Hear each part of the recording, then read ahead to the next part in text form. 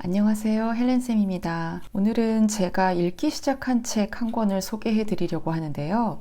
바로 제목이 경청, 영혼의 치료제라는 제목의 책입니다. 이 표지에 나온 것처럼 우리는 제대로 들어주는 이가 없어서 아프다. 치유는 바로 경청에서 시작된다. 라고 하는 굉장히 흥미로운 글귀가 있는데요. 이 책을 다 읽고 나서 여러분들에게 소개를 해드릴 수 있지만 서론 부분을 여러분들에게 소개해드리면 어떨까 해서 오늘은 책 읽기 시간으로 마련을 해봤습니다. 먼저 이 애덤 맥큐라는 저자는 목사님이세요. IBF 캠퍼스 사역자셨고요. 교회와 호스피스 원목으로도 사역하신 분이신데 목사, 캠퍼스 사역자, 원목, 영성 지도자로서 여러 가지 다양한 경험 속에서 이 경청이 얼마나 중요한지 목사님 스스로가 깨닫게 됐다라고 이야기를 합니다. 이 책은 2018년도에 나온 책인데요.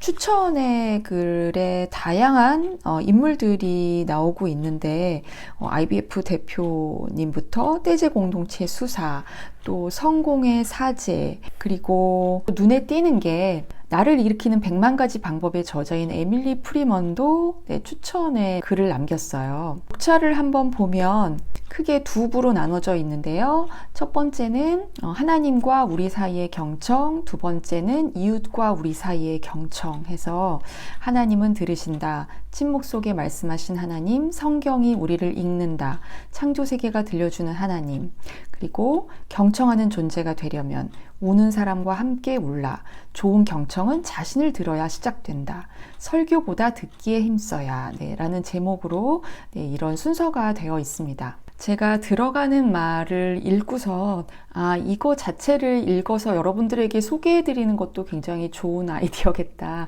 생각이 들어서 이 들어가는 말을 읽어드리려고 해요. 오디오로 여러분들이 들으셔도 좋을 것 같습니다. 듣는 게 먼저다. 자신도 모르게 인생에서 제일 먼저 시작되는 일은 듣기다. 자궁 속에서부터 태아는 부모의 목소리를 듣는다. 태어나서도 몇 달 동안은 부모가 자기에게 말하고 속삭이고 노래해주는 소리를 듣다가 어느 날 그대로 따라한다. 한 번에 한 음절씩 엉성하게 시작한다. 외국어를 정복하려면 먼저 다른 사람들이 말하는 소리를 들어야 한다. 그래야 귀에 들리는 대로 따라할 수 있다. 음악의 거장들은 어려서부터 음악에 흠뻑 젖어 화음의 진행과 선율을 듣는다. 그것이 내면에 고여 있다가 어느 날 각자의 악기에서 소리가 되어 나온다. 성장기의 대부분을 우리는 교실에서 교사의 말을 듣고, 집에서 부모의 말을 듣고, 교회에서 성경 이야기를 들으며 보낸다.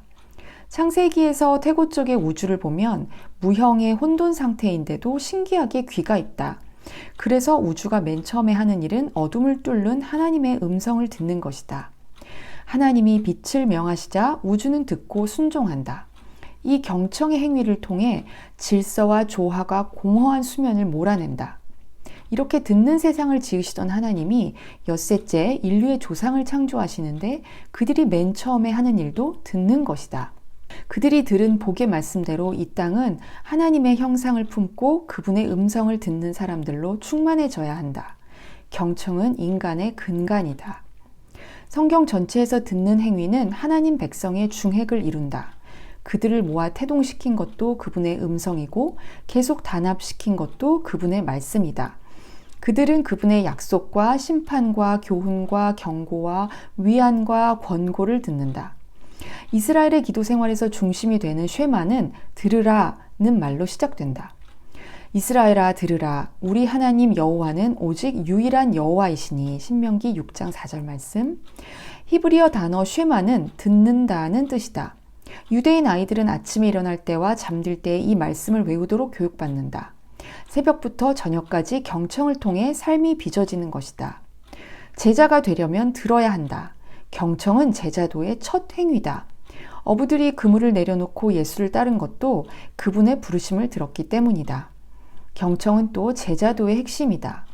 제자들도 갈릴리부터 예루살렘까지 들으며 따라갔다.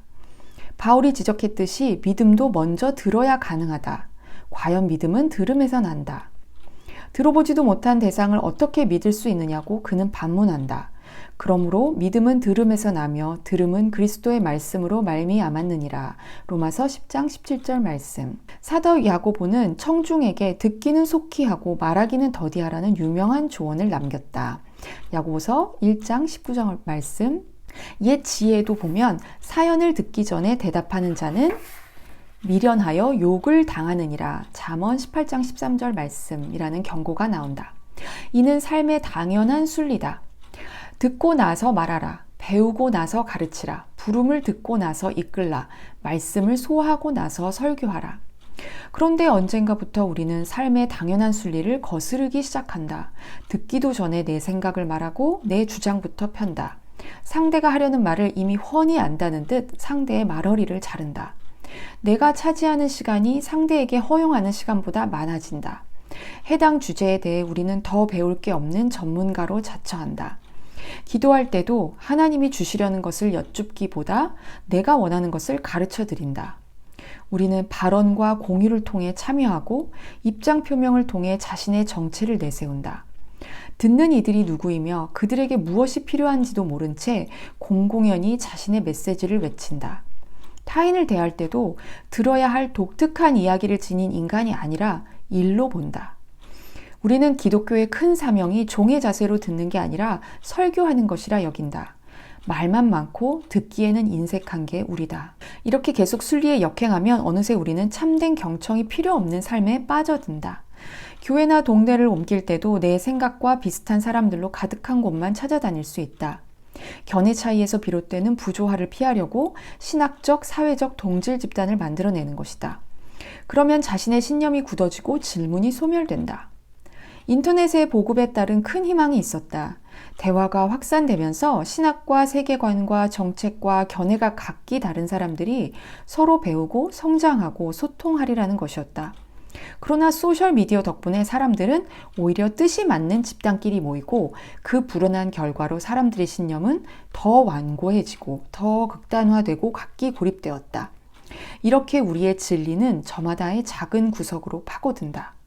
그리하여 성경에 그려진 신앙의 권속은 뿔뿔이 흩어진 야영지로 변한다. 사람들은 각자 불을 쬐고 각자 함성을 지르고 각자 세운 지도자의 말만 듣는다. 다른 진영과의 교류는 서로 화살을 쏠 때뿐이다. 심리학 교수 데이빗 배너의 말처럼 경청 능력의 성장을 막는 주된 걸림돌은 우리 대부분이 이미 스스로 잘 듣는 사람이라 생각하는 데 있다. 이 책은 우리 대부분이 잘 듣는 사람이 아니라는 가정에 근거했다. 내가 아는 심리치료사들에 따르면 많은 내담자가 상담을 받으러 오는 이유는 단순히 자신의 가장 중요한 인간관계 속에 들어주는 사람이 없기 때문이다. 전문 상담의 가치를 깎아내릴 마음은 없지만 상담자들에게 들어달라고 치르는 돈이 해마다 수백만 달러라는 사실은 그만큼 이 부분에서 우리가 빈곤하다는 증거다. 말하는 사람만 있고 정말 들어주는 사람은 찾아보기 힘들다.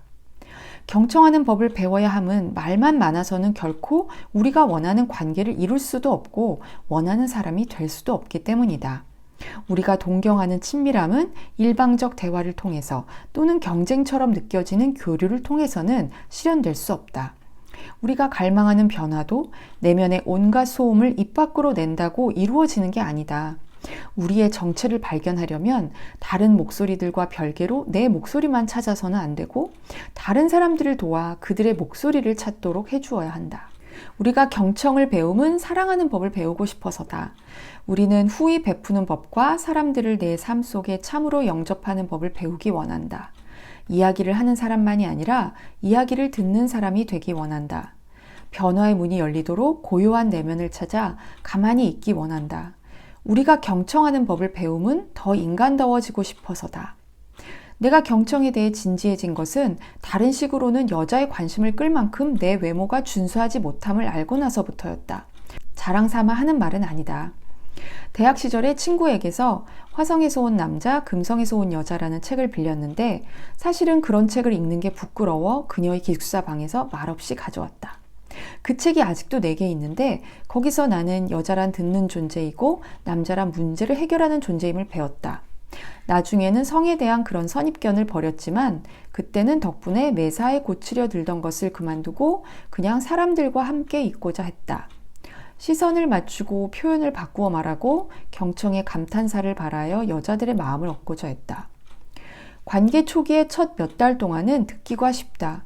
물론 상대의 이견을 끊지 않고자 의지력을 총동원하여 의자의 팔걸이를 움켜쥔 채 혀를 깨물고 있노라면 앞날의 대화가 난감하게 느껴진다. 그럴 때면 하나님이 정해주신 귀와 입의 비율 2대1이 한없이 불공평해 보인다. 그러나 진정한 경청 작업은 바로 그때부터 시작된다. 말하기 전에 듣는 훈련을 계속 실천하는 일은 관계 초기에 듣는 일과는 전혀 다른 문제다.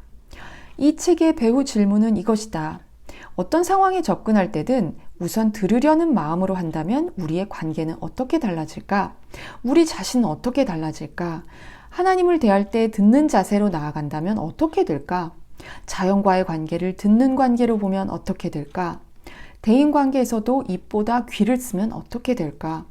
자신의 감정을 통제하기 전에 먼저 감정의 말을 귀담아 들으면 어떻게 될까?